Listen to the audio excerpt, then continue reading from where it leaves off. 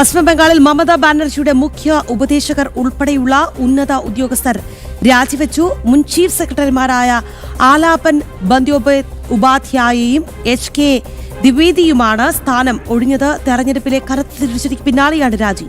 സംസ്ഥാനത്ത് BJP സർക്കാർ അധികാരമേൽക്കാനിരിക്കെ തൃണമൂൽ സർക്കാരിന്റെ ഭാഗമായി പ്രവർത്തിച്ചിരുന്ന മറ്റ് നിരവധി ഉദ്യോഗസ്ഥരും വരും ദിവസങ്ങളിൽ സ്ഥാനം ഒഴിഞ്ഞേക്കും എന്നാണ് റിപ്പോർട്ടുകൾ.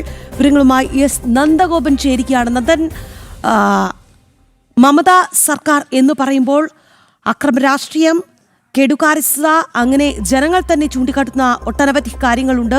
എന്തായാലും മമതയ്ക്കൊപ്പം ചേർന്ന് നിന്ന ഉദ്യോഗസ്ഥർ, മുഖ്യ ഉപദേശകരടക്കം രാജിവെക്കുമ്പോൾ അത് ഈ തെരഞ്ഞെടുപ്പ് പരാജയത്തിന്റെ തുടർ ഫലങ്ങൾ അല്ലെങ്കിൽ അതിന്റെ ഒരു പരിണിത ഫലങ്ങളായി മാത്രം കണ്ടാൽ പോരെ?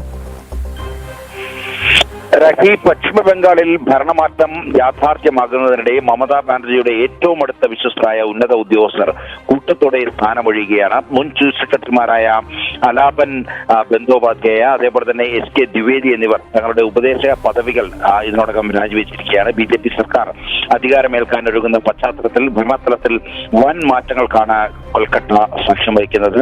മുഖ്യമന്ത്രിയുടെ പ്രിൻസിപ്പൽ സെക്രട്ടറി മനോജ് പന്ത, സാമ്പത്തിക ഉപദേശകൻ അഫ്രൂഖ് സർക്കാർ എന്നിവരും രാജിക്കത്ത് നൽകി കഴിഞ്ഞു. അഡ്വക്കേറ്റ് ജനറൽ കിഷോർ ദത്ത നേരത്തെ തന്നെ ഗവർണർക്ക് രാജി സമർപ്പിച്ചിരുന്നു. മമതാ ബാനർജിയുടെ ഭരണത്തിൽ നിർണായക സ്വാധീനം ചെലുത്തിയിരുന്ന IAS ഉദ്യോഗസ്ഥരുടെ ഈ പടിയിറക്കം തൃണമൂൽ കോൺഗ്രസിന് വലിയ തിരിച്ചടിയാണ് എന്നുള്ള കാര്യത്തിൽ തർക്കമില്ല. അതേസമയം തെരഞ്ഞെടുപ്പ് ഫലത്തിന് പിന്നാലെ സംസ്ഥാനത്ത് വ്യാപകമായ ആക്രമണങ്ങൾ റിപ്പോർട്ട് ചെയ്യുകയാണ്.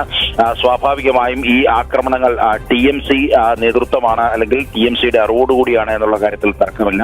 ഇത്തരമൊരു പശ്ചാത്തലം കൂടിയുണ്ട് ഈ ഉന്നത ഉദ്യോഗസ്ഥർ സ്ഥാനമൊഴിയുന്നതിന് പിന്നിൽ എന്നുള്ളതാണ് സൂചന.